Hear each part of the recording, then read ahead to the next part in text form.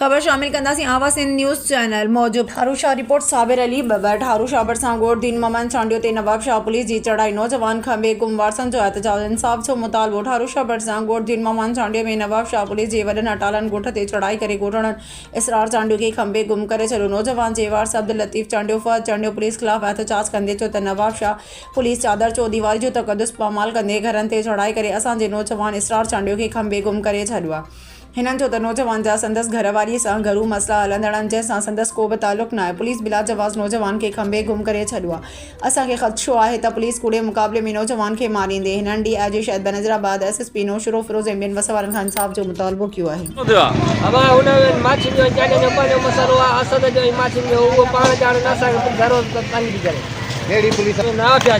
Nawab Shah ji police ने छा कयो आहे? वो हर रोज़ असां अचे थो हू मसलो हुननि खे पंहिंजो आहे। कंहिंजो मसलो आहे? उहो माछियुनि जो ऐं चांडियुनि जो ऐं माछियुनि जो पाण में मसलो आहे। ऐं पुलिस वरी तव्हांखे तंग थी करे। अच्छा, उन खां पोइ छा थियो आहे? उन खां पोइ असांजो भाइटो पुलिस खणी रही आहे हितां ॿधी। कॾहिं? कल्ह। नवाब शाह पुलिस नालो छा आहे हुनजो जंहिंखे ॿधी खणी वई आहे? इसरार अली चांडियो। इसरार अली चांडियो। तव्हां चांडिया हो कहिड़े ॻोठ जा हो? ॻोठ दीन मोहम्मद चांडियो।